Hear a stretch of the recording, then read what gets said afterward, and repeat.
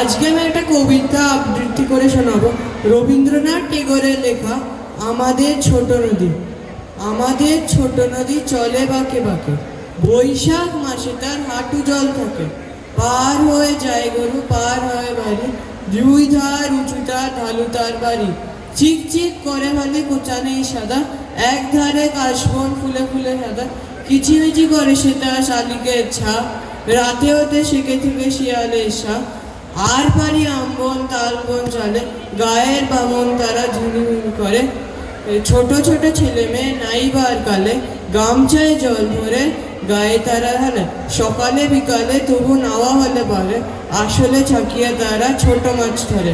আষাঢ়ে বাঁধন ঢালে নদী ঝরো ঝরো, বাতিয়া ছুকিয়া তারা তারা হরতর।